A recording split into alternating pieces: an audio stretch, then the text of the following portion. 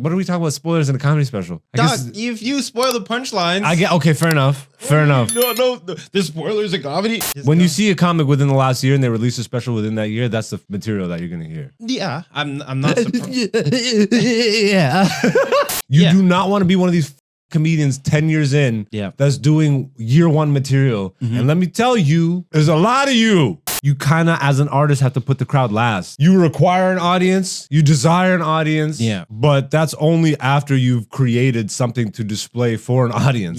And this week's poll question was, do comedy specials still feel special to you? Joe Rogan just dropped a special. Nothing about that felt special to me because it's so oversaturated in the market. Everything is Joe Rogan nowadays. Having a comedy career in Canada now and to make money at it essentially means you have to figure out what you can do on a social media platform that will get you seen by a corporate sponsor that will hire you to make a sketch video on Instagram or TikTok. Duplessis, the fake real African, versus Adesanya, the real fake African. Is he Chinese? Is he African? Is he New Zealand? Yes. I'll have a drink. Yeah? I don't think I've ever seen you drink. Yeah, because I'm working. When would you drink? Like at a wedding, you'll probably have a drink? Caravana weekend. Did you drink at Bana? Of course. I know stuff of the 90s. Not first hand, second hand. First hand. What do you heard about it? Yeah. No. I heard about it in the 90s. No, you were 3. Exactly. I got good memory. Oh my God. Okay, Terrence Howard.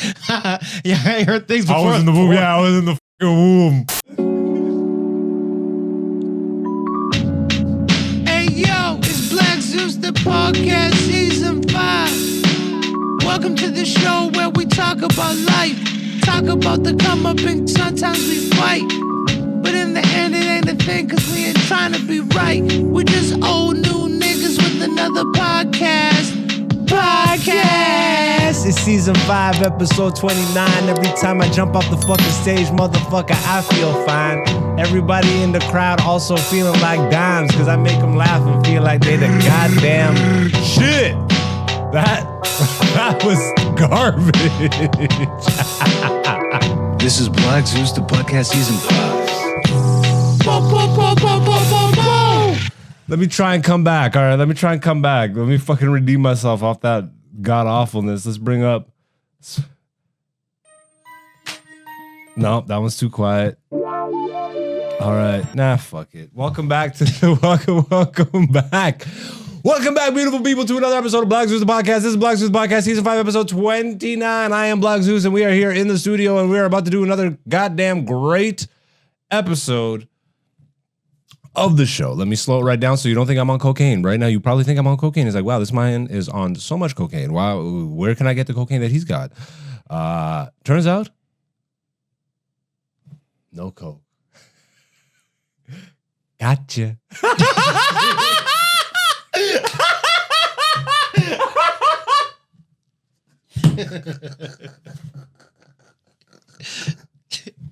Gotcha. No, bro. This is what happens when you're blessed from birth with the energy of the gods. God. Welcome to another episode of Black Zeus, the podcast. Let me make it normal for everybody right now. Let me slow it right on down. Welcome back, beautiful people. I hope all y'all are doing great. I hope you had an amazing week. I hope your next week is even better. Damn, y'all looking beautiful as fuck. Huh? Only the people that have subscribed, only the people leaving comments, only the people hitting like, only the people voting on the community tab every Monday. Y'all beautiful as Isaac. The rest of y'all looking kind of ugly. Why won't you hit the subscribe? Why won't you press like all your life? Why won't you support some niggas on the come up? They talking about this comedy game every week, and it's a motherfucking shame if you watch us and don't hit the subscribe. Probably just lost a few subscribers right there, but to all the new ones, welcome. What's up, beautiful people? Let's get right on into the show. Let's promote some shows, actually. I got some more yuck states after last week's screaming, being like, I need to get on the yuck stage more, my nigga. Turns out I got some more yucks bookings. So let me just confirm. Fuck, I gotta be better at this. August 16th and 17th, I'm at Yuck Yucks Niagara. And then September 6th and 7th, I'm at Yuck Yucks London with the OG Jason Rouse. Malachi! That show will be fucking crazy. Also, I just got to look at the updated Yuck Yucks Niagara. I haven't seen it since they switched rooms again. They switched rooms recently. I really like the way that room looks. I'm excited to get there. So Niagara Falls, get your tickets. Get your tickets. It's my anniversary week, not of comedy, of being under the sun. Bitch, I don't call them birthdays because I'm not a pussy. The fuck? You only get one birthday. You're born once. How is it your birthday 1,000,000 times? It's your anniversary. Anyways, I got a lot of shows lined up for that, so I'm excited. Shout outs to Ryan Dillon and the Corner Comedy Club. I'll probably even stop at Backroom. Backroom? Nigga hasn't been there in forever. I miss the homies. I should actually take a trip up to Bloor once in a while. So yeah, I'll be there tomorrow night. So that doesn't mean shit for you right now because you will have heard this after that. I'm also at the Corner. Check their lineups on the website. I'm currently working on some ideas right now. I need to get back in the production side of the game. I need to make more money so I could better fund the projects so that Dante and I can actually eat off of some of this comedy shit. And we need to get back to the States. I need that visa ASAP. But yeah, let's bring the guy in. Let's get this show on the road. Let's try and win back some of the subscribers that we definitely lost off the top. Let's bring in the number one producer in the game. Ladies and gentlemen, this guy is so good. He's in this podcast studio doing a podcast with this person right here who's been doing comedy for almost 14 years that nobody knows, but y'all are starting to find out. And y'all are starting to find out about this nigga too. Dante's in the studio. Boop, boop, boop, boop, boop. 4 fucking seconds. How you living, bro? Less than highly favorite. Yeah, it doesn't sound like it. You sound stressed. 4 fucking seconds. You don't. It's a meme. I know it's a meme. You fucking jumping in with the memes every week now, and this is how I feel old. I had another. I don't know any of this shit. I had another one that I was gonna do, but I keep forgetting to do it. Well, then you save it. I know, but then Save I'm it for gonna when you forget remember. next week. That's on you, bro. I'll save it for later. Wait, is it a timely meme? Is it popping right now? It's very popping right now. Might not This be popping, one that I did might not just be now? popping next week. Plus, you might forget next week. That's what happened. That's what keeps happening. Yeah. So you missed a peak of this meme. Maybe I might have. Just say it now. Dante's in the studio. 2 freaky hoes on the phone. I didn't answer. That wasn't worth it. Heard that nigga died from the bullets and ain't cancer. I'm sorry, ladies and gentlemen. He's off the show now. It was a setup thing. It was. You could have said anything. I could be laughing right now, and it could be this nigga's out the show. What you been up to? I've been doing comedy more. Hey, this nigga knows. Yeah. Don't bring up the nerd shit off the top. Yes. Because I will start to go down a tangent. Nerd. I apologize. I will formally apologize to you on mic. This nigga texted me. Like, yo, Brian Holtzman released a new comedy special. I didn't see the text. And I just saw that Holtzman released a new comedy special. By the way, Brian Holtzman just released a new comedy special. Go check that shit out on YouTube if you are not easily offended. If you are easily offended, well, maybe a comedy club is not where you should be. Yeah, Brian Holtzman. Cancel Holtzman 2. Numero dos. Filmed from the Fat Man in the Mothership. I think it's the first comedy special that came out of the Fat Man, no? Lucas. Out of the Fat Man? No, David Lucas was in the little boy. The little boy. Yeah. The Fat Man. Fat man. The big room. I don't know. I haven't seen any comedy specials Yeah, I don't think I have, drop yeah. from the Mothership other than David Lucas. Yeah. Mid. And Brian Holtzman. Yeah. And once again, if you're easily offended, not for you. But if you can get over that hump and realize that this nigga's just saying absurd stuff for the sake of saying absurd stuff, to push the envelope, let's say. Push the limits. Make you think. and then also make you not think. Maybe a comedy club is not where you should be. Yeah, I apologize, bro. We didn't. This nigga. I don't know. What made you think that we would watch it together for sure, though? Well, I figured, This isn't a relationship. No, but we watched Chappelle's. I'm sorry, boo boo.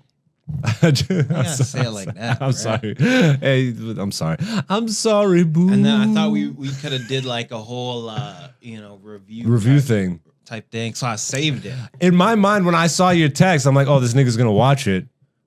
Yeah. And I just watched it. I'm like, oh, we'll review the special. I was hoping that you would have at least responded when I didn't see it till today. I know, but that's what I'm saying. And then I knew you weren't awake.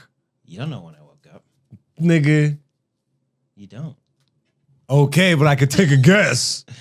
Chances are you're probably up till fucking 4 a.m. 3, 2. 3-ish, yeah. Yeah, 3-ish. This nigga's not awake at 7 a.m. when I saw the text. Yeah. Yeah, bruh.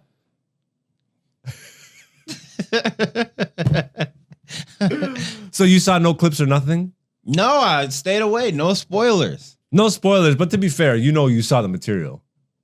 I would assume that I did because Yeah. I saw him do Without spoiling it, because again, what's a spoiler when you saw the material? But there is stuff that we didn't see. for sure. But I would say when we saw, I don't know. We saw him on July 4th. Yeah, when we saw him live, I'm assuming, because this is just natural, but the live performance added an extra layer to the funny. Okay. Getting to see the people walk out of the club, I feel like added an extra layer to the funny. Yeah. Just seeing them trickle out, and I'm watching. I watched it with my neighbor. That's so funny. I did watch it with someone, and I'm telling him, I'm like, yo, bro, this is at this moment is when people started walking out at this joke. Yeah. But what it felt like watching it felt like he wasn't planning on doing a special. It felt like they're just like, all right, we're recording tonight. Yeah, well, it seems like they record every night. Well, they do. Yeah. So But it's just like, turn that I into a wonder special. what made him release that one. It almost feels like he didn't walk in saying, I'm filming a special tonight. Okay. Yeah. No, it just feels like very much like off the cuff. And I fucking respect him so much for it, because I would dare say that it felt more polished when we saw him. Okay. Somehow, maybe it was the placement, because the jokes, even though we heard most of the jokes, they were placed differently. But it was just like, again, I don't want to spoil it for you.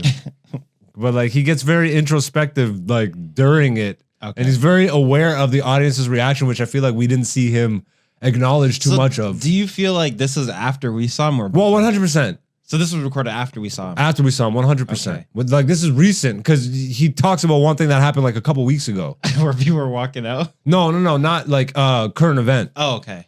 So definitely didn't happen when we were there watching him. Yeah. Just right after. And it was just so it was wild to see him nosedive it. You know what I mean? Okay. Again, without you having watched it, because you're such a spoiler guy. So I don't like. But it's weird. What are we talking about spoilers in a comedy special? I Doc, guess if you spoil the punchlines. I get okay. Fair enough. Fair enough. No, there's spoilers in comedy. But like I said, we've seen the majority of the jokes. There's maybe like 10% of it that I think we haven't heard. Yeah, but I don't know that going into it. Yeah. I don't know what's gonna be on there. I think he can assume though. As a comic, he can. I can, or I can just. When go. you see a comic within the last year and they release a special within that year, that's the material that you're gonna hear. Yeah, I'm not surprised. Yeah.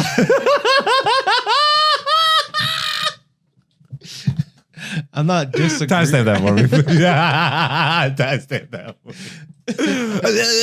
Yeah. Tiny Tim up in this bitch. I don't know what is that. Please, sir, can I have some more? All right, so let's get right into the comedy recap for the week, baby. What shows did you do? I'm assuming you hit up Center for Talking Arts. Yes, I did. I thought you were leaving this week, so obviously. I thought I was leaving too. Any chance you went Wednesday? No. I saw Kenny was there. Where? The Canvas Bar, the one that's in Mississauga. Oh, Kenny Robinson. Yeah, Jam Easy runs it. Okay, no. Yeah, I saw Kenny dropped in. I'm like, damn, bro, I'm gonna have to show up on a way. And the beautiful thing about Mississauga is you don't have to drive all the way into Toronto. At least for me, Going from Hamilton to Toronto, that extra right when you get on the DVP, fucking nightmare. I'm like, oh, please keep me away from downtown. Well, for me, going to Mississauga is like you going to Burlington. Oh, really? Yeah. Oh, bro, it's like 10 minutes, 15 minutes. I know. 15 minutes. 15 minutes. 4 fucking seconds. Hey, we're 15 minutes in. Yeah, so you definitely got to start hitting up Wednesdays. There. Yeah. Like 100%. Like, why didn't I go Thursday to the mic? You were out of town. I was. That's right. I got back late and I just didn't feel, and then I messaged you at like 9 something and it goes to like 10:30, 11. Yeah. Lately, they've been going to like closer to 11. Yeah. Everybody's popping up. There was a lot of people. Like audience or? There was at least like 6 people that weren't comics. And then there was like for a Thursday night open mic, that's like for a new establishment. But there's also like a group of like 5 other guys. They might have been comics, but they didn't go up. I think only 1 or 2. I didn't stay the whole time. Okay, so a homie came and did a set, and then he brought so that's friends. like 9 people, 9 audience members. Damn, I should have shown up. I know. Nah, whatever, bro. I'm not upset. Nah, bro, you go with the flow. Yeah. You go with the flow. So how was it for you? It was good. What was different this week? What did you work on? What were your takeaways? You tried a new joke? Yeah. That you just wrote? Yeah.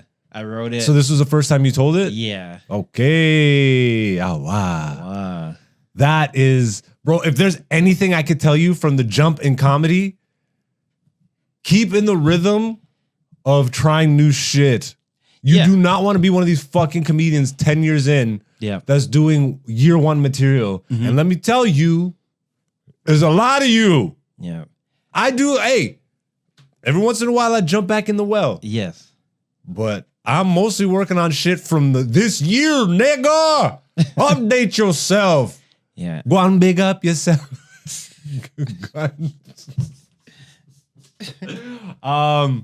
Yeah, so stay in that habit. Obviously, you want to be refining jokes and working on jokes. Yes. Try and make a conscious effort to always pepper in something new or recognize when a riff can turn into something new. Yep. Challenge yourself to riff. Yeah, I need to build that muscle up. I need to riff more. That's one thing I feel. Well, that will come once you I kind of riff like off of like my introduction, right? So I get like a nice little laugh boost off the top. Laugh boost. I like that. You know, like when you play, it's like Rocket League, like we're playing. No. You know when you play like Mario Kart and you start your gas on 2, and then when everyone goes, you get that little boost off at the start.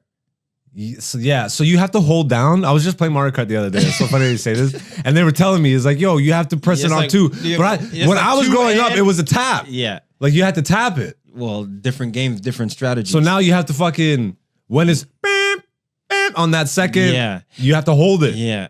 And then there's one where you have to press it in between the like 2 and 1. You know what I mean? Like then you press it. But anyways, so I'll like riff, I'll like riff off of that and start with like a little laugh boost off the jump.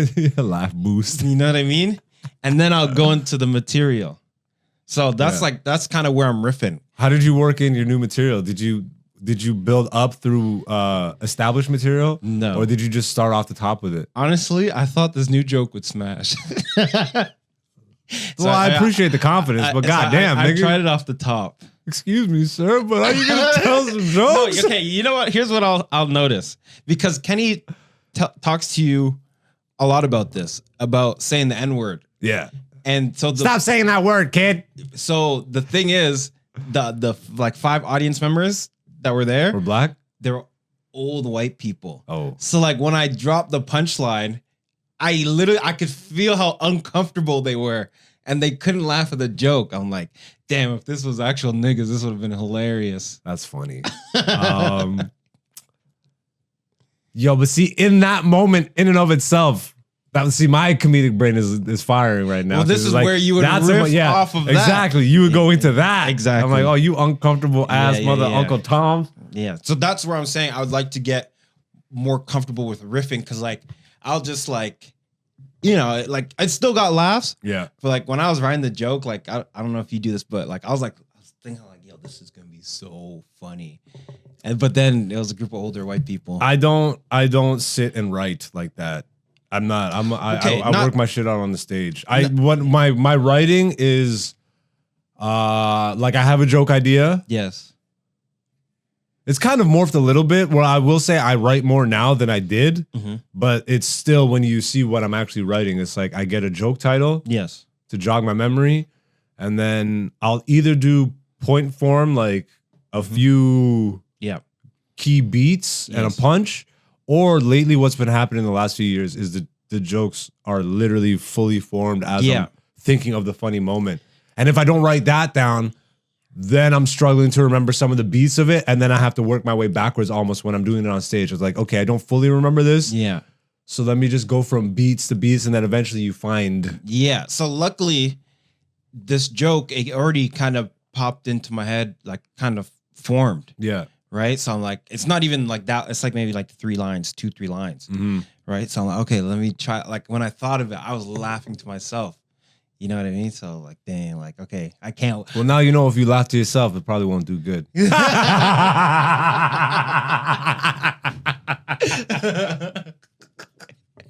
No, but most of the jokes I tell, I laugh. Yeah, you know, that is actually a good sense. Yeah, if it's typically, I'm just blaming the crowd, you know, because like white crowd. As much as I love the crowds, no, you kind of as an artist have to put the crowd last, because you require an audience, you desire an audience. Yeah.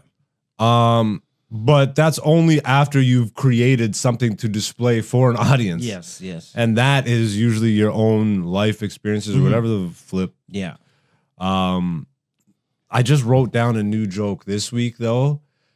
This is kind of what happens for me is I don't necessarily laugh out loud anymore, where a few years ago, like I would think of something and I would legit laugh out loud.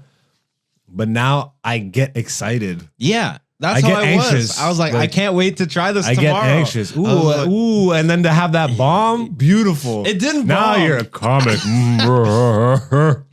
It was just this one isolated pocket of older white people. I'm not saying your set bombed. I'm saying that joke. Yeah, it just, I thought it was gonna hit. Have you, I guess that was the first time you told it. Yeah. Have you applied the rule of thirds to your stand-up yet? You try a joke 3 times. And if it doesn't land 3 times, you put it on the back burner. If it works a couple times, you try and retool it. But it's like usually you get 3 times to try a joke before you. But I don't necessarily subscribe to that, bro. Well, I don't know. So here's another thing. Yeah. Because this time they were very anal about time. Right? So they're like, okay, we'll light you up 4. You have 1 minute left. Well, a lot of people have been going over there at the mic. It's when you get newer comics, it happens so much. I know, but then they start playing music. They start. Oh no! They're playing a chime, like at 5 minutes, like on the dot. So even if like you're right about like, because I was just finishing up, the roach joke. Yeah, and then they started playing the chime. I'm like, oh, is that all right? Peace. You know what I mean? Even finish it? No, like they interrupt the whole flow and then they're like, get off the stage. So I'm like, okay. But like wait, how did they do it? Because I haven't seen them do this yet. So they light you at 4. Yeah, and they play music. And then at 5. Is the music loud enough that it drowns you out? It doesn't drown, but it's distracting. It interrupts. Yeah, of course. Right? So then I'm like, oh well, okay, that's my time. And I just ended it there. I don't know. To be fair though, like the last few weeks, I have been seeing like newbies. I admit I about. Go over, but I'm like 10, 20 seconds over because I'm just that's not over. Like you're within the 5 minutes. Yeah. But if you hit 5:20, that's still 5 minutes. Yeah, but they play the song at like 4:59.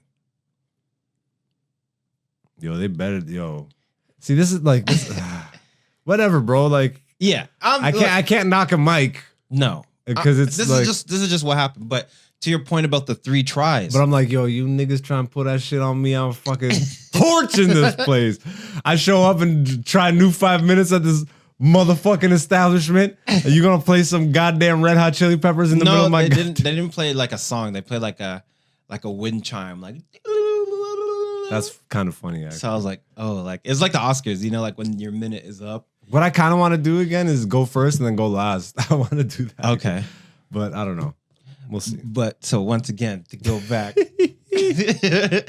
I brought back a joke that I had tried a few other times that didn't land as hard because so remember, I don't know if you remember, but the Roach and the Walmart joke are actually part of a 3-pack set of jokes.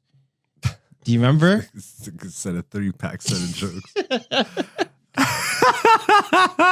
This nigga's selling wholesale jokes. No, Would but you like a 3-pack? no, because I got them in 5. No, they're all kind of related to the dating apps, right? Yeah, okay. So I had took the one that wasn't getting as many laughs out. Okay. So then it was a 2-pack. It was a twofer. So, but now I'm like, okay, well, let me take out. Let me just put it back in and see what happens. Yeah. Right. Let me try it a little bit different because Yeah. you know I'm not trying to do it the exact same way. But then I put it back in, and because I tried the new joke at the beginning, and then I did the riff. Also, I don't know when they started the time. Like, did they start the time as soon as they called me up, or like the time went by quick? Too many variables. It went by quick, but it was still fun. You know what I would like to do? I just thought of this right now. Mm-hmm. I'd like to challenge you every week. Let's do a new segment. Okay. Where you bring or introduce a new comedy term. A new comedy. Have you learned? Because you just learned about bullet last Yes. week. Is there anything new by chance that you learned in this last week? Oh, here's something. Okay. So we were talking. It's Dante's comedy terminology. So when I was talking about bullet, you talked about stage health, Yeah. right? So I experienced stage health. Wait, were you sick? I got fucking Hamilton dust in my eyes. Hamilton dust. So like my eye was all fucked up before I was Were you supposed like to. rubbing your eyes? And shit? Yeah, and it was all red, and then they called me. punk ass up. Wipe the cust out your eye. Wipe the cust out your eyes. But then I go up, and like my eyes not bothering me anymore. I wonder if that's like a mental thing because you're just not focused on it. That's what I think it is. What happened as soon as you got off stage? My eye. Cut. No, I think my eye was pretty much fine afterwards because like I was. Yeah, so there really was nothing wrong with it. No, You're like it was- fixated on it. No, it was bad. Like, because I was sitting by the stoops, and then like a breeze happened, and then the fucking dirt Dust. went in my eyes. And I'm like, damn, this is Hamilton dust. Like, I'm surprised that doesn't happen to you in the studio. I have to really clean the studio. Like, fuck. no, it's not like sand. You know what I mean? Like in here, it's Probably just regular dust. It's Hamilton dust too, so it's probably a little crack rock in there. And But that's what was outside, especially on Crack fucking John Street or whatever the hell. you had meth. Yeah, meth got in my eye. And I actually wanted to make a joke about that too, but then my eye was fine, so I forgot to do the joke. That's so funny. You had a little riff like planned. Yeah, I was That's so like, funny. because I was gonna go up rub my eye, like, man, I got fucking Hamilton dust in my eyes. I got 24 hours left in this bitch. You know what I mean? Like, I wanted to say something like that. Yeah. But then I forgot because as soon as I got called up, my eye was better. So that's another term. Like, although we Stage talked, health. But yeah. I experienced Next week, try and look up some comedy terminology. some comedy term. or see if anything comes up naturally in your one set. Yeah. But try and do 2 sets. I challenge you. Oh, you're gone next week. Yeah, that's time. Next week, I'm actually gone. On a Thursday or Friday? Thursday. Which means you can get a set on Wednesday. I could. If you're packed already by then. It depends how much you care about comedy. I would like to. I scold you. Depends on how young man. If you don't care about comedy, you're not gonna go on Wednesday. If you don't care about comedy, but if you do, you're Wednesdays thinking about are it like already. open mic, like sign up, like just pull up. Yeah, I would even just message Jam Easy. I'll pull up. Yeah. But it definitely is a show up, go up. Okay. But I did the corner, which we all know how I feel about the corner. Home. You posted a clip about that. I posted a clip today on my Instagram from the corner. I uploaded it to YouTube. I'll probably release it tomorrow or whatever. But that wasn't this past week's set. That was the week before. Mm-hmm. I'm very excited to get this week's set. Like, I play it very differently. I've been noticing lately because when we talked about the theater show I did the other week with Sandra, Yeah. and then I was talking about getting to use that full stage, and we even mentioned how the corner is like a little spool. Yeah. I feel like I found a way to even use that stage like it was a big stage. I still move. Like, I've just found certain things with that. I love the challenge on my mind. It's like you have a spoke, like literally the size of a hubcap on a big truck, on a semi-tractor trailer. Yeah, exactly. Yeah. But how can you make this feel bigger than what it is? How can you bring the crowd closer to you? Like, so I started just messing with what? Sorry. No, I thought, what did I say? No, you're saying bring the crowd closer. No. You're saying, how can I make this feel bigger than it is? I was gonna say that's what she said. Nah, she ain't saying that. She said, "Ouch." she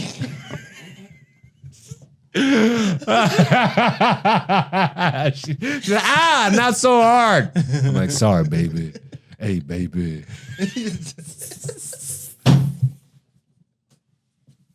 My bad, baby. Oh, my bad, baby. Click. Click. Has she ever said that shit to me? Could you make it feel bigger? Click. I've had it with this old backward ass country ass pussy. No, but like, because on that stage, there's not even room really to put the mic stand anywhere. But I'm just starting to fuck around with placement of the mic stand, putting it in front of somebody, or like, and I'm walking, like, bro, I'm telling you, you know what it looks like, but I'm trying to paint the picture for people that are watching this and never been to the corner. It's literally like a semi-tractor trailer, tire size stage. But I'm even like, I'm using it like, I'm walking around it. Yeah. You know what I mean? The way, I don't know. This sounds fucking corny. Even just tune in for the clip once he posts it. Nah, because like it's like a whole set thing. You won't really see it in one clip in a minute. Well, if you're messing around with the stage.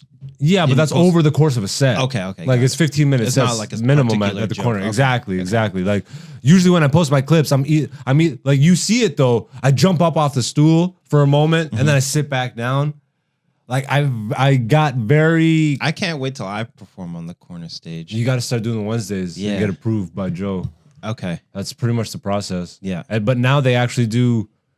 Now you get pros showing up on the Wednesdays too, because they do like new joke night. Okay. So yeah. Pros I saw that. Yeah. Pros get 5 minutes to. Do new jokes. Maybe I'll try and get you a little guest spot, like the drink spot. What's that? Well, it's in between. So there's. Is that a new terminology? The drink spot? I don't think it's an official term. It's just a spot. It's like the drink order spot. So when they take drink orders in between the first and second set, the host goes back up, does 3 minutes, and then there's a drink order spot, 5 minutes. Okay. And that's usually when they bring in like some of the newer guys or some of the open mic guys, just to give them a feel for the stage on a weekend. Damn. But, bruh, I'm just really, like, I'm so grateful for the corner. Not just because it's like a home club, but they really just let you flex. Joe, I mean, the other clubs can say the same thing. No one really ties you down. Or at least I haven't experienced that. I have had friends experience issues where they're like, don't say that. Which blows my mind, especially, like, I'm not telling their stories, but like hearing who said it to them, I'm like, what the fuck? Yeah. They said that to you? That's crazy. But it's probably the place where I've gotten to experiment the most as I've hit this level of ability on stage. I'd say I really honed my stuff in the weed rooms early on. I've talked about it on the podcast forever. Yeah. But like the weed rooms is really when I started to level up. And it was because of the challenge that weed rooms specifically created for comedy. And I'll cover it briefly, but it's like when you do a room where they serve alcohol, the laughs are easier to get. Most likely, more often than not, because alcohol loosens people up. And you just get, but when you're high, you become introverted, a lot of people, and you get quiet, and you might find something hysterical, but you're not laughing out loud, you're just laughing in your own head.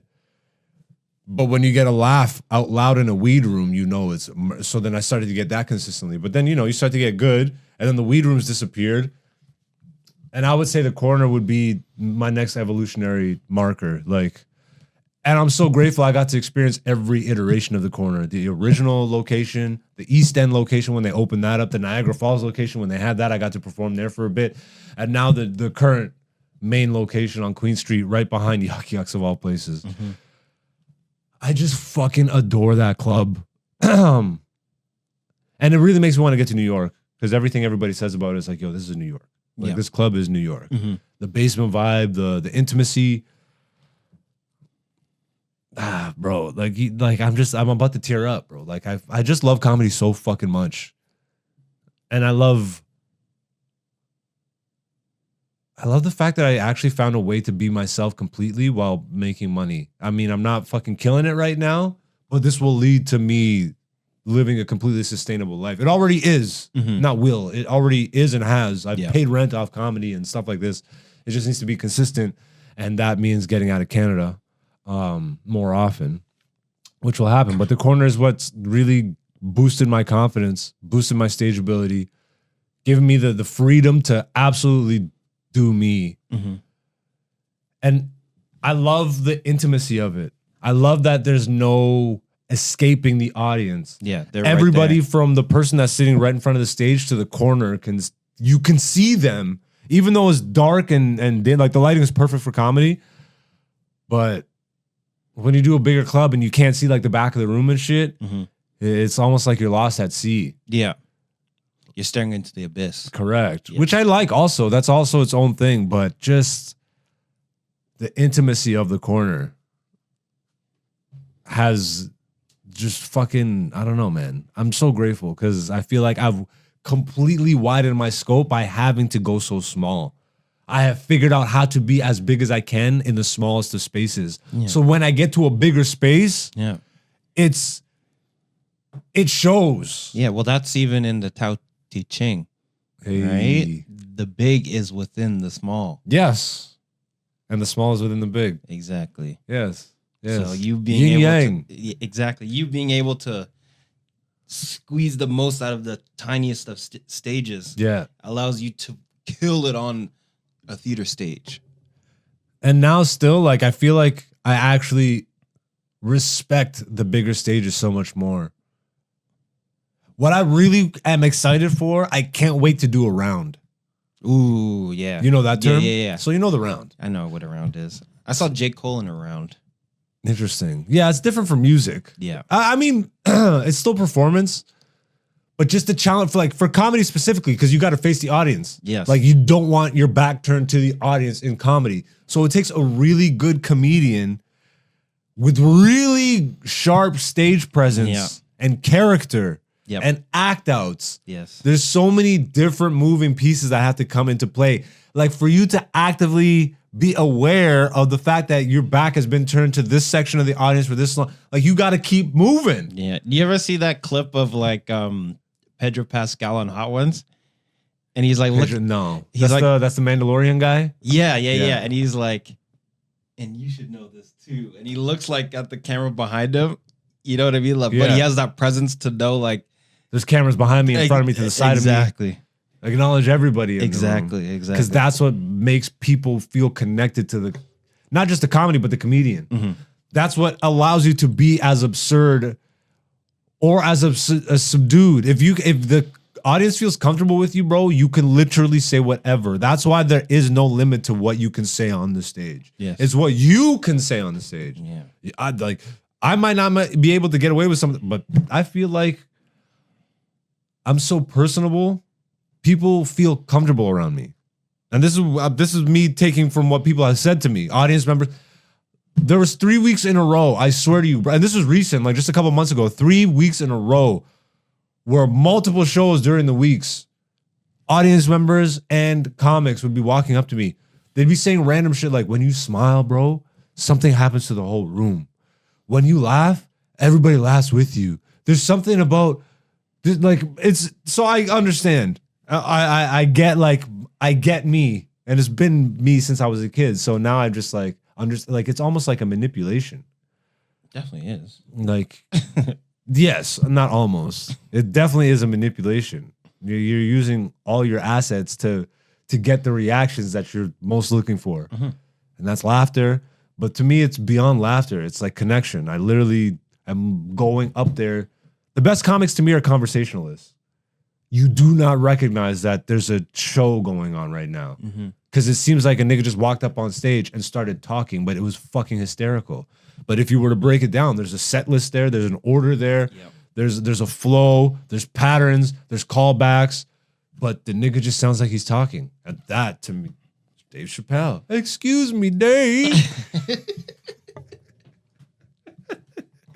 Like Mr. Dave Chappelle on the wall here this week. Damn, it's uneven. To you, it's probably even, isn't it? Yeah, I thought it was fine. Yeah. Now it's crooked. Yeah. Now it's crooked for sure. There you go. Now you fucked it up. But to me, it's this line here. So what line are you seeing? The top? Ah, fuck it. I don't even think people can see that on camera. On this camera. On that one, probably. Yeah. Just cut to this one. But yeah, that's this week's comedy recap. I like that we're fucking bros. You see that we start talking comedy at the beginning? Now we're talking comedy for like 40 minutes. I like it. Yeah. I like it a lot. Yeah, let's move on to another segment. Wait, you wanted to talk about something on this week's episode, yeah? Before we get to poll results? No, like I had the Inferno. Oh, okay. Fair enough. But we're not going to talk about that unless you want to. But nah, it's too small of a thing. Let's do the poll results, and then we'll talk about UFC 305. We'll do a proper preview of that event. Yeah, ladies and gentlemen, this is a segment that we do here every week on the podcast. If you follow me on Instagram already, thank you. You're a beautiful person. If not, check me out, aka Black Zeus, on Instagram every Monday. But it's more important that you subscribe here. This is the place. Fuck a IG, fuck a TikTok, fuck a Twitter. This is where you get to see us authentically, and we get to present ourselves in the best comedic light. We talk about comedy and nerd shit and fight stuff, but mostly comedy. And we got more coming down the pipeline. That sounded gay as fuck. Coming down the pipeline. Every Monday on my Instagram story feed and on the community tab on YouTube, we post an interactive poll question. We leave it up for you guys to vote, and then we discuss the results right here on the podcast every week. And this week's poll question was, do comedy specials still feel special to you? The options were for sure, hell nah, some, but it's too saturated, and never liked them. And before we get to the results, Dante, how'd you vote on this one? Some, but it's too saturated. Yeah, same. I feel the exact same way. It takes a very special, like this is what to me social media has destroyed. The special? Absolutely. The social media has completely taken away the special aspect of the special. People have too much access to the shit now. And every comedian now has it ingrained in their fucking head that they have to be on social media 24/7 and release all their goddamn material, release all their crowd work shit, release all the fucking this and that. We're in people's faces so fucking much that by the time you say, hey, I got an hour comedy special, nigga, you've already given me 8 hours of mid sketches and comedy clips this past fucking year. What makes your special feel so special anymore? It really takes, like, for me, Holtzman, I was excited. Yeah, like you saw my text, all caps. Yeah, all caps. Holtzman dropped. That's why I also thought you'd be fucking watching it. Holtzman dropped. He got the bell in the fucking street. Holtzman dropped here. Yeah, like he still has an aura about him that's comedic. I feel like those guys, it still feels special. Joe Rogan just dropped a special. Nothing about that felt special to me because the nigga's so oversaturated in the market. Everything is Joe Rogan nowadays. Yeah, but you actually don't see much of his stand-up anywhere. Yeah, he isolates that. Yeah, so he isolates that. And his last special was like 6 years ago. Correct. So, because I watched it too. Did it feel special to you? I would say it felt special because it was a live thing. Okay, fair enough. Right? So he was able to separate his from most of the other specials because his was still a live event. I didn't watch it live, but it was a live event. So it still adds that level of like, this is unique to the other specials, regardless of actual I can see that of it. I still generally feel like there is not a modern comedy special that I could say I've gone back and watched like the specials that I watched when I was growing up. Well, you watch Holtzman like 3 times. Okay, I'll give you that one. I feel like also us having met him, done the interview with him, having get to hung out with him a bit, and then him giving, and then Friends of Holtzman, and then him giving us the VIP experience. Yeah, that adds to it. That added so much for me personally. That added so much to it. But he's hilarious. Because I'll be perfectly honest with you, this one didn't feel as great to me overall. But I can't wait for you to see it so we can discuss it. It's mainly because he kind of dips the energy. But that's also kind of why I respect him so much more for it. Because he's being super authentic about what's happening in the room. Yes. I can kind of guess because I remember, because we saw him. Dude, he goes quiet. Yeah, but we saw him like twice. Yeah. We saw him at the Vulcan. Yeah. So there's a section where That was a 10-minute set. Yeah. So that was tougher to. No, but there's a section where he brings the volume down. I don't know if you remember. But he talks about like but it didn't feel the same. Okay. This almost felt like it got to him. What got to him? Like I can't obviously interpret what he was feeling, but it felt like it was getting to him. What? The non-reactions. It got quiet for a bit.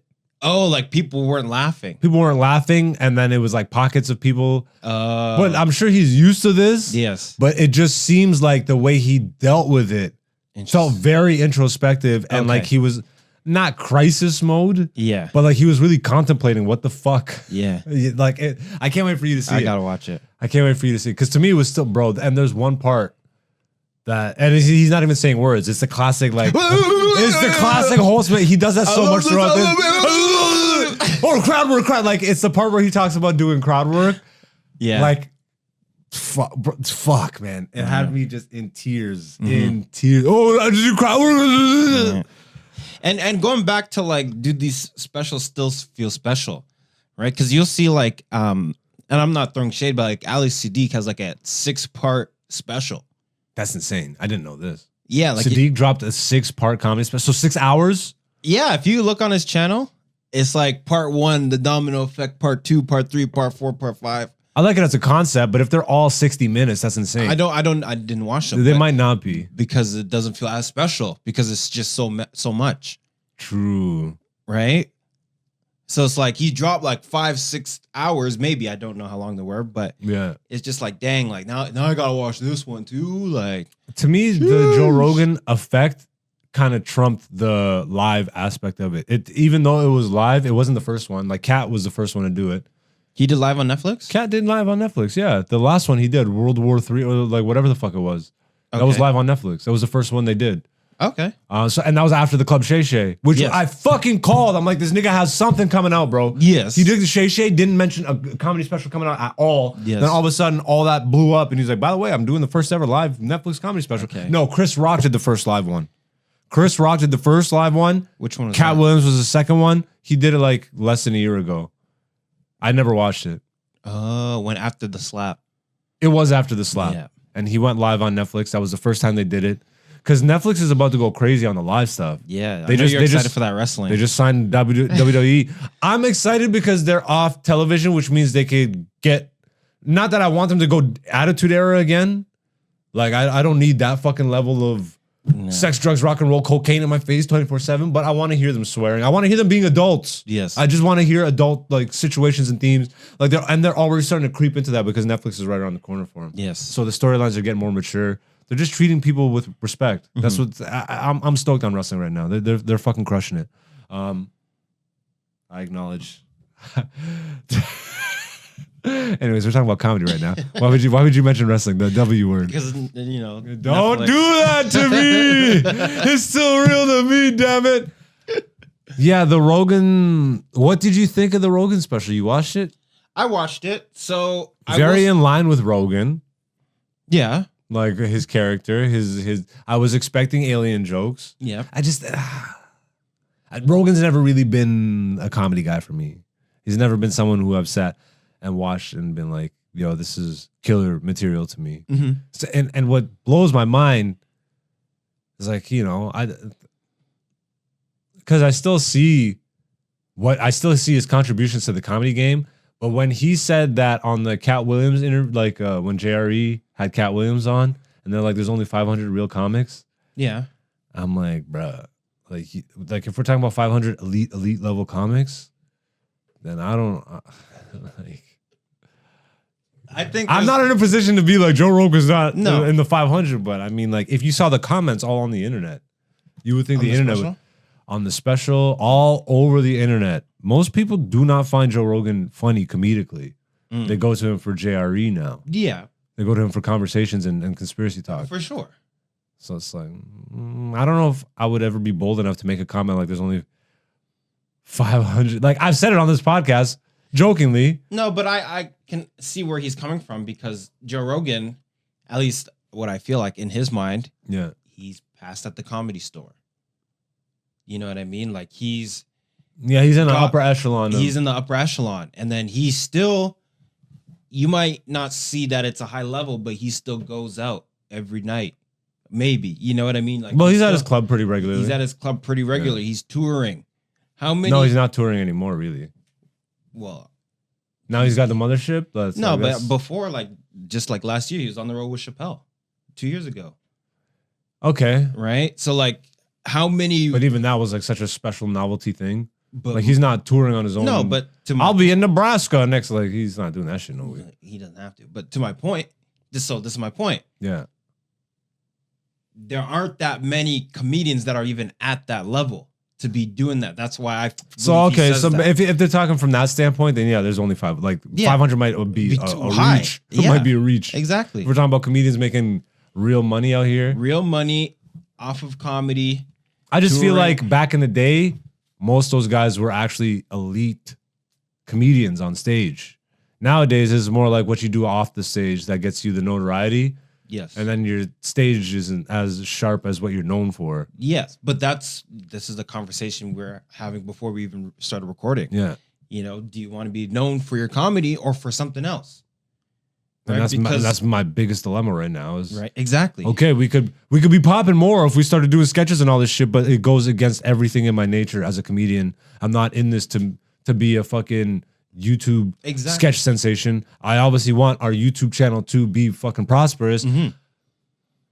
And like, and then you also don't. And I want it to be through comedy. Yeah, but then there's also you could do it through comedy, but do you want to be known as the crowd work guy? Not really.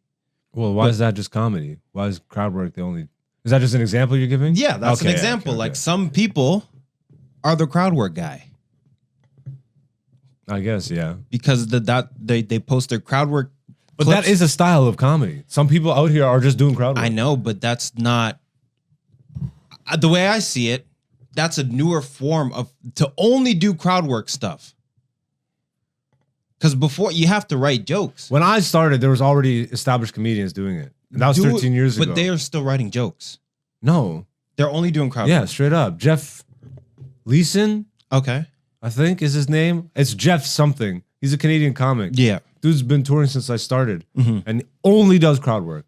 Well, good on him. Yeah. You know what I mean? But some people, they only do crowd work and then they try and tell jokes. It doesn't hit the same. Well, the thing is, you can't fucking start with crowd work.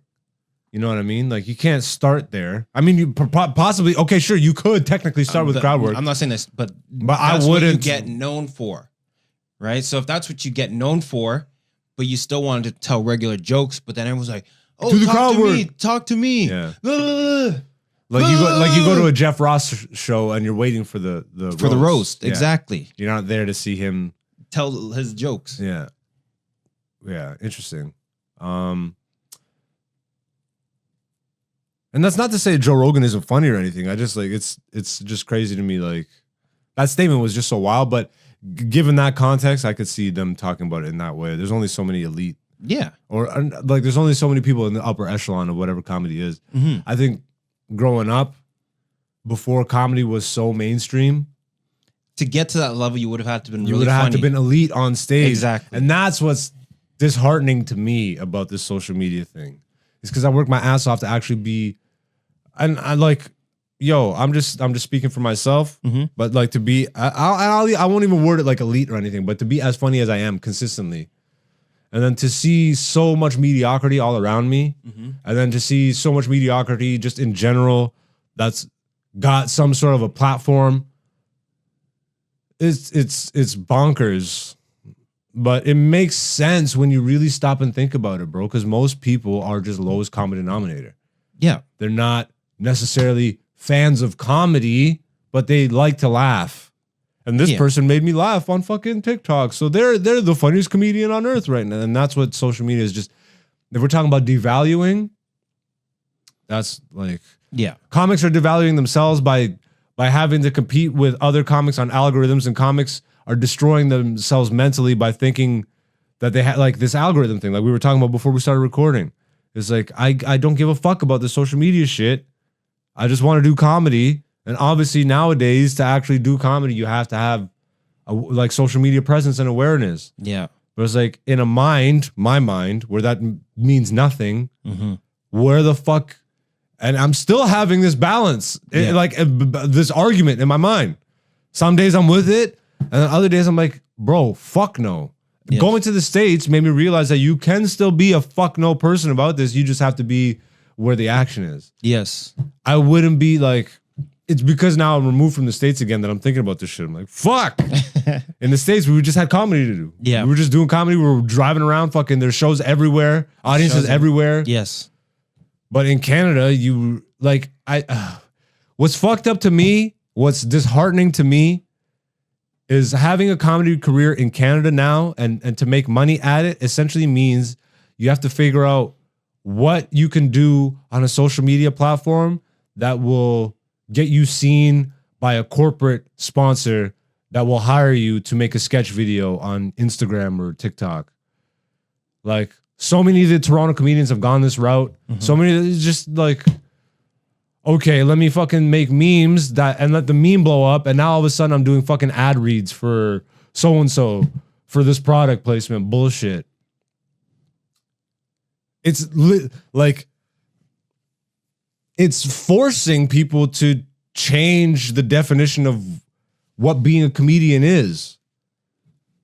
You know, like, it's added so many extra layers that have nothing to do with comedy. And those layers, I'm not saying they weren't there before. Like, obviously before social media, you still had media. You still had the TV and movie industry that was scooping up comics. Like, at one point, the whole name of the game was to become a comedian so you can get a TV show. Like Seinfeld days and all that shit. Yeah. Get a sitcom. And that was the pinnacle. That was pretty much TikTok, Instagram famous back then. Yeah. Or get on the late night shows. Correct. But those guys were still vetted on the stage. Yeah. There's just so much devaluing of good comedy now that just mid is getting through. And the people that care about the craft so much, they care about it so much that they don't care about this extra shit. And they suffer for it in the back end because they don't care about this extra shit. But now the extra shit has overtaken the main thing. Yeah. People are more focused now on, or maybe they always have been. There's always been people that are focused on fame. But in comedy that didn't really, nobody came through comedy to be famous in the beginning, like in the early days of comedy. Like Seinfeld was an anomaly when he fucking got that big. Yeah. Like the sitcom thing was still a thing, Tim Allen and all this shit. But it was like blowing up to the number one thing. Seinfeld was the number one show and comedy was still not recognized as the number one, like, you know, it was still music and all this other shit. Now comedy is so big that so many people think, oh, I'll fucking get into the industry through this. Yeah. It's and to them, what comedy is online memes and sketches and fucking street videos and nothing to do with comedy. Nothing to do with being on stage. On stage, like traditional, proper, get in a room full of strangers and make them laugh until they piss their pants. So this week's poll question, once again, to recap, do comedy specials still feel special to you? The options were for sure, hell nah, same, but it's too saturated. Never liked them. Myself and Dante both voted some, but it's too saturated. And the people voted. 12% said for sure, 8% said hell nah, 79% said some, but it's too saturated. 0% said never liked them. Long live comedy. 79% is wild. But at least most people see it. Yeah. Comedy specials just they lost that allure. When you have 80 specials releasing a day, and then fucking 8 billion comedy clips and videos and sketches releasing every minute. Yeah. Throughout all forms of media and platforms like Netflix and all this shit, it's like, how can you get excited unless it's your personal favorite guy? Yeah. To me, the only people that will ever get me excited for comedy are straight up legit comics. I don't give a fuck about these Matt Rife guys and all these fucking, oh, I'm a crowd work guy and I blew up off TikTok. Shut up. Show me what the fuck you can do on stage. If it's not good, it's not good. And I don't care what your platform tells you. Like, get the fuck out of here. That's the 6 Weeks poll question. Make sure you get active and vote on all the poll questions, aka Black Zeus on Instagram and the community tab right here on YouTube. That wraps up all the comedy talk for this week, but we will preview. It's time! UFC 305, Duplessis, the fake real African, versus Adesanya, the real fake African. Is he Chinese? Is he African? Is he New Zealand? Is he? Yes. All I can tell you is Duplessis. I don't like saying he's African. I just don't. Oh, you're racist. But South Africa is white. Yeah. Traditionally, though, historically, how did him and his ancestors show up to that land? And do they really? How come like 90% of the farmland, I think it's actually like 95% of the farmland in South Africa is owned by white families, but it's in Africa and the black people were there and apartheid, and Duplessis is the first African champ though. Fuck Duplessis, you fucking bum. I'm still worried though because this might not be good for Izzy. Live from Australia, it's UFC 305, Duplessis versus Adesanya. The match that should have happened before Adesanya went away. But whatever, things play out as they do. And I got Dante, the fight expert, right here to break down this fight card with us right now. Let's go into the early prelims, pick out 1 or 2 fights that we like, and then work our way up to the main card.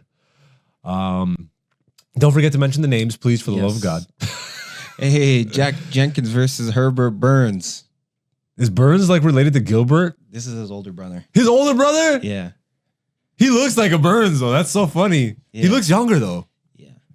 That's what me and my brother get all the time. People say I look younger than my younger brother. But you're older. Yes. I wonder how your younger brother feels about that. Yeah. Was he on drugs? No. Does he drink? He drinks more than I do, but you drink? I don't. He does. That's why he drinks more The way than you me. stated that is crazy. It made it sound like you drink. No. He drinks more than I do. Yeah. You should have just said, I don't drink. He does. Yeah, but been fine. I'll have a drink. Yeah? I don't think I've ever seen you drink. Yeah, because I'm working. When would you drink? Like at a wedding, you'll probably have a drink? Carabana weekend. Did you drink at Cabana? Of course. Really? Yeah. I can't picture you drunk in public. Well, you didn't get drunk, I'm guessing. Or did you? I wasn't drunk. But you were tipsy? Nah. Bubbles? You got any bubbles out there? I didn't. It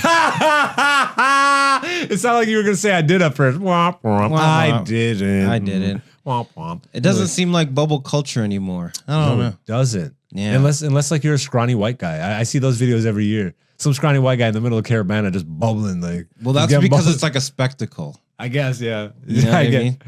Wine bonnet. Yeah. Yeah, okay, so Jack Jenkins versus Herbert Burns, featherweight division. Yes. There's no odds on this one. Why do you say it's going to be a good fight? Because Jack Jenkins comes to fight. And it's in his home country. Yes. And Herbert Burns is very good. Is a Burns. Is Burns. Is a Burns. But honestly, not going to lie. Not as good as his brother? No. Hasn't been doing the greatest. What's his? Let's click on him. What's his fight streak? He's not on a streak. Oh, or like, what's his record? I should say 11-5. This is his last. Okay, he's got 2 wins. No, these are losses. I didn't even bother to check who it was. I just saw a win. Oh, he's got 2 wins. This is a loss streak. No, loss. Yeah, no, 3 losses in a row. All right, so he won 4 fights ago. Yes. 2020. 2020. God damn. Yeah. All right. But it should be a good fight. I like the way Jack Jenkins fights. Styles matchup. Yeah, so he's a great striker, Jack Jenkins. Okay. Herbert Burns is obviously a jiu-jitsu guy. Yeah. But does he have does he have the wrestling to take it to the ground? And can he withstand the strikes? I don't know. I feel like Jack Jenkins is going to come out real hot. Maybe knock him out. 4-fight losing streak for Herbert Burns. Damn.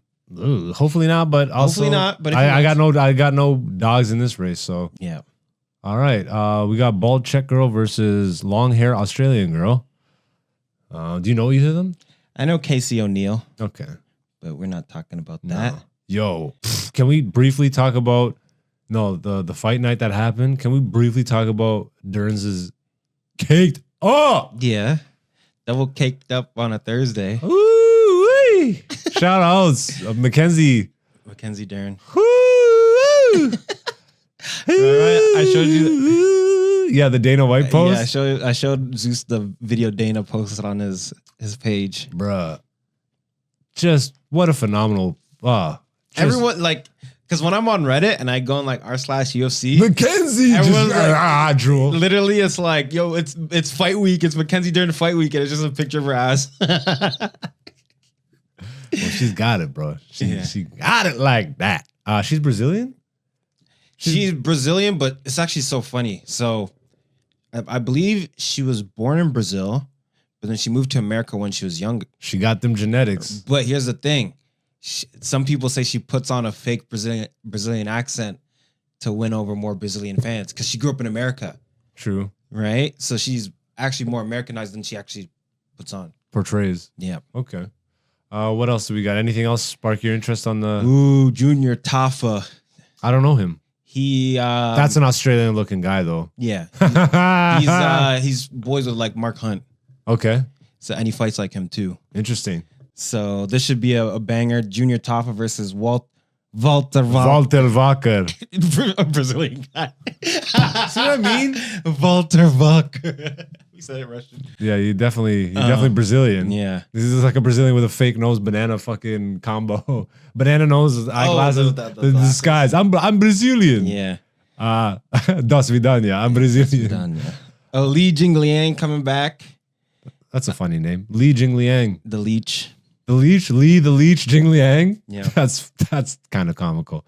Yeah. There should be a banger. Tai Tuivasa versus. Ty's back. Let's go. Drinking out of a shoe, motherfucker. Ty's a fucking banger. Yes. He's fighting Rose's show. Yeah, banger alert. Oh, who do you got in that? I think. Does it go to the judges? Does one of these guys knocked up? Yeah, I would hope. You know what I mean? I would hope. But ever since we got the snooze fest of Ngannou Lewis, yeah. Now that you know that that's a possibility, you always gotta keep that in the back pocket, because it's so dangerous. Yeah. But these are both strike heavy they both guys. Be too afraid to fucking really go at each other. Yeah, but this is Tai Tuivasa. He's not afraid. No yeah. one. And Jairzinho, he swings too. I think Jairzinho's actually a higher technical striker than Tai Tuivasa. Oh shit! There's no odds on any of these. No. The fuck? I know. Okay, did we talk about the results for the last event? Did we talk about Leon Edwards? I think we did a little bit. Okay. I want to bring this up briefly. Okay. Because I've been seeing a lot of people giving Dana flack on the whole bonuses thing. Nobody fucking tried hard. I'm never doing the fucking 100,000 bonuses again. You could thank that Manchester card for that. You saw that? No. Dana was pissed. He's like, I'm never doing extra bonuses again. I gave them all the potential to make 100 grand, and nobody fought harder except for Patty, he said, or whatever. Mm-hmm. Bro, there are straight up people sleeping in the crowd.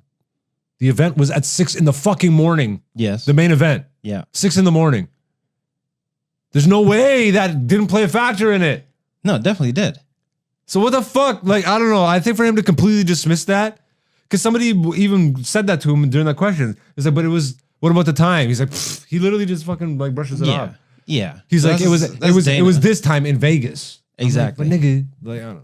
But this is another factor that I think we talked about it about Leon, because that's his native time. You know what I mean?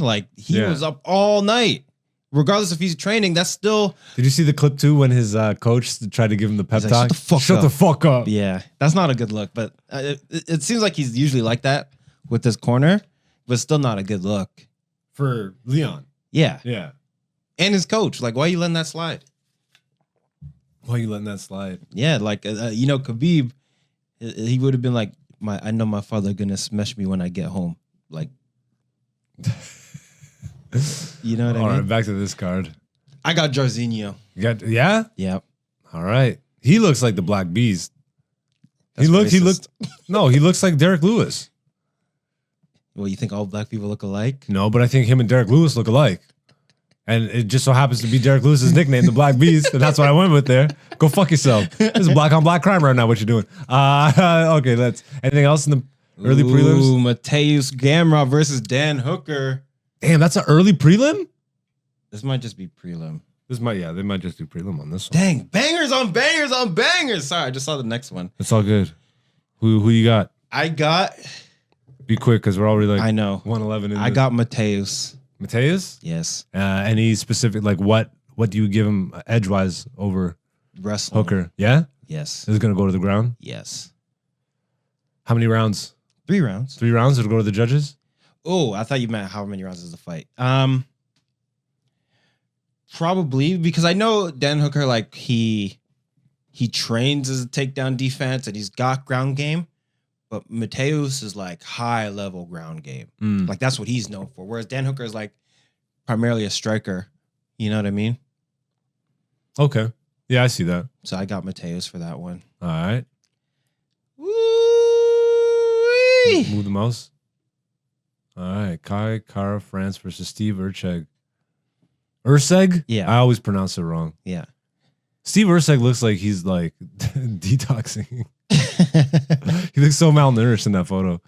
All right. Banger alert. Banger alert. Number 4 ranked versus number 7 ranked flyweight. But keep in mind, Steve Ursig just fought for the belt. Mm. He fought Pantoja. It's pretty close. What do you see for this one?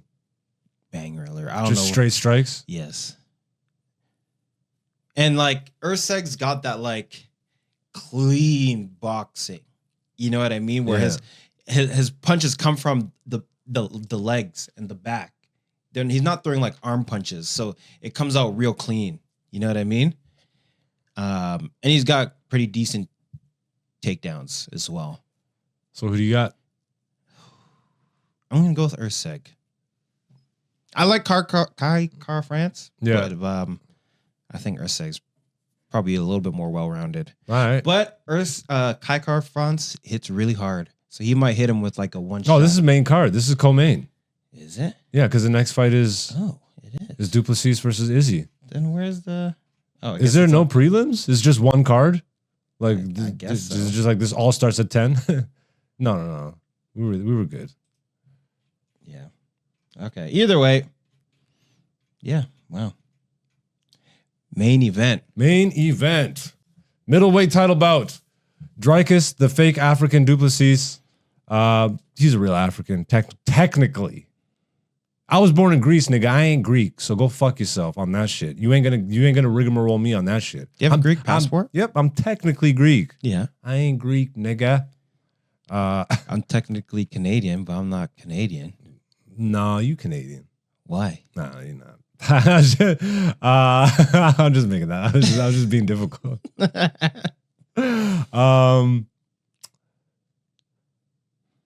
Stylistically, you were saying this is a hard matchup for Izzy. Very hard.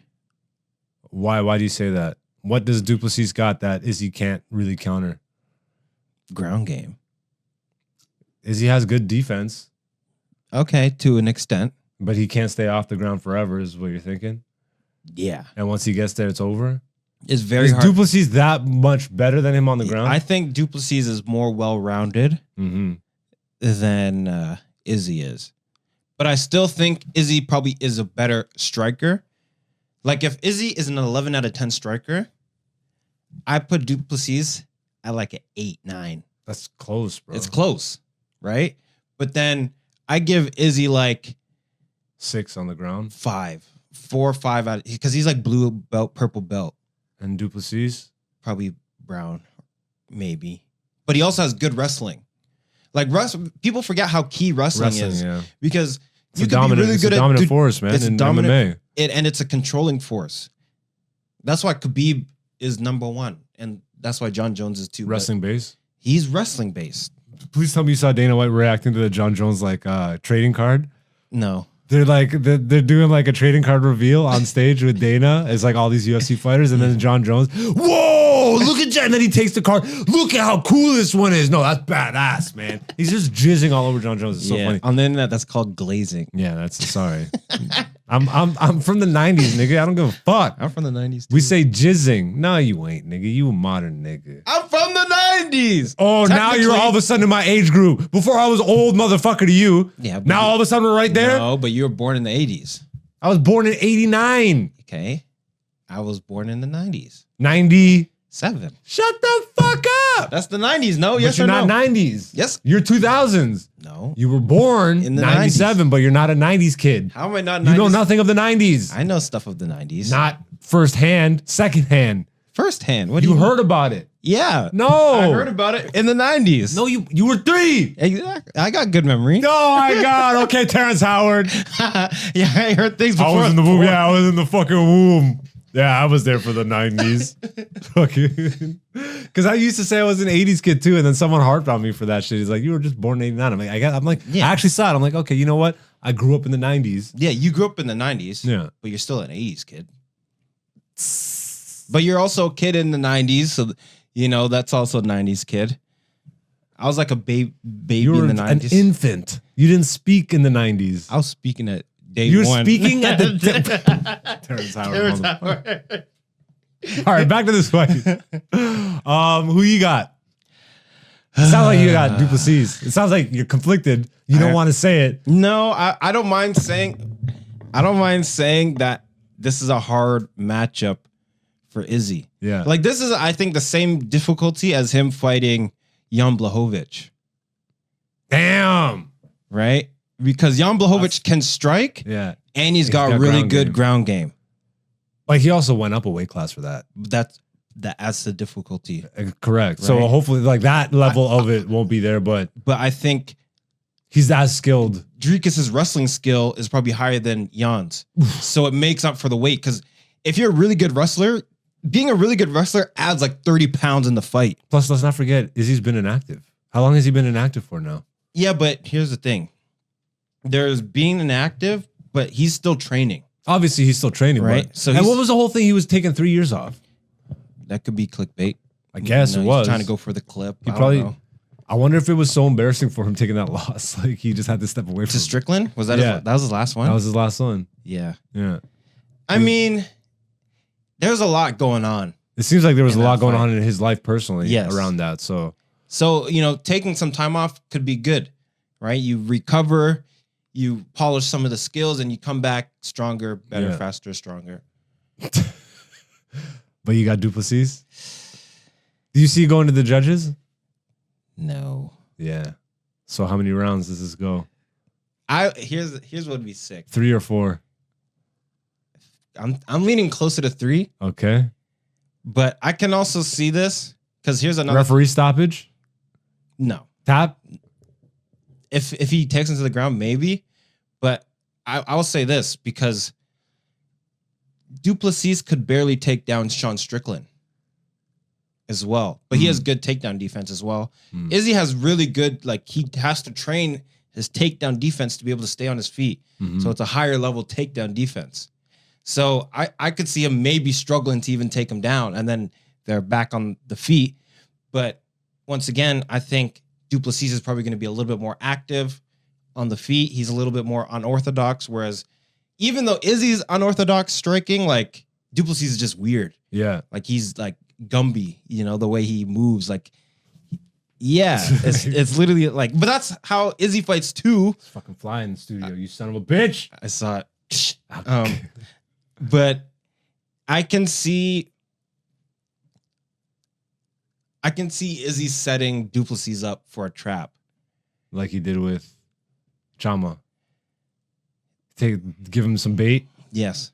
And then right when he thinks he's comfortable, bow! Exactly. So you see Duplessis winning, but what's the main chance that Izzy has? Strike? It's obviously going to be in the striking. Yeah, that's his only chance. So he's got to keep him up. He's got to stay on his feet. He's got to stay on his feet. And stay and at keep distance. separation. I was just going to say, yeah, keep separation because that's this motherfucker. I almost called him the N-word, but I don't want to do it with him. I call everybody the N-word. I call white people the N-word all the time. But not this one. Not Duplessis. Not the African. You son of a bitch. You son of a bitch. All right. Who do you got? Like, given everything you said, it sounds like Duplessis has the edge on him. Like, he's more well-rounded. Yeah. I mean, I want to see Izzy. I just like the options with Izzy as champ. What do you mean? I just like where that could potentially lead more so than fucking Duplessis staying champ. We can Like, go back to Strickland because I want to see that. Okay. I want to see the rematch between Strickland and Izzy. Okay. We obviously don't go down the trauma route again. No, can't go down. And that's done. Izzy's already almost cleared out the whole division already. And he tried to go up. If he goes up and fights Chama 205, double champ status. Ooh, that'd be crazy. Yo, they might as well just speed up time and make UFC 400 happen because that's apparently that was one of the proposed 300 fights. Yeah, that and, was one of them. I do remember him talking about. That would have been huge. Yeah. Izzy said no. Chama, I don't think said no to that. I don't know. Anyways, so you got Duplessis. My heart says Duplessis is more well-rounded. Mm-hmm. But my brain is telling me Izzy's got something that we don't know. Because when you're away, you pick up a little bit more skills. And we don't know what they are because we haven't seen him in the cage.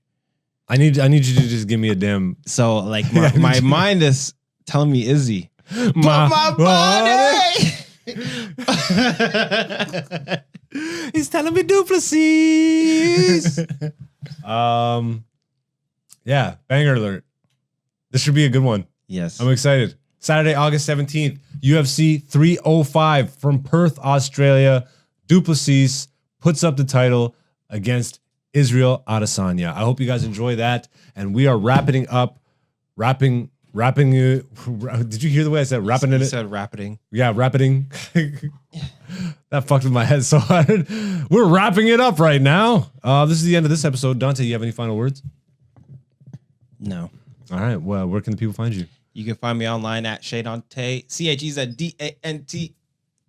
Follow your boy. I'm AKA Black Zeus on all social media. You know where to find me. TikTok, Instagram, Twitter, all the things that I said I hate earlier. All the things I said don't follow me. All the things but mainly here.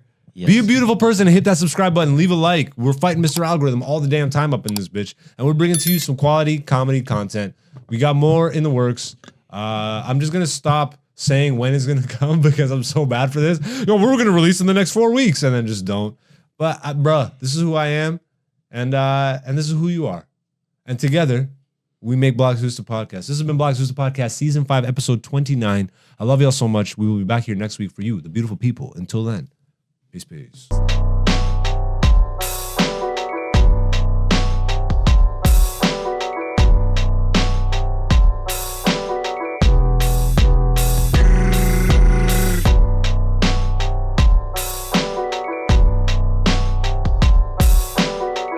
This is Black Zeus, the podcast, season 5. I love y'all. Thank you for supporting. Once again, the Patreon is launched. If you do want to watch my comedy special right now, you can do so. It's only $10 and you can get it as part of the subscription fee. So like if you subscribe to the Patreon, you can get it that way, or you can just buy it outright for $10 that way. Once again, for transparency, I will release the comedy special for free on the YouTube once we hit 1,000 subscribers. So you can also just hit the subscriber button and just do that. You can support that way, whichever way you want to support. I'm on TikTok, Instagram, Twitter, all that.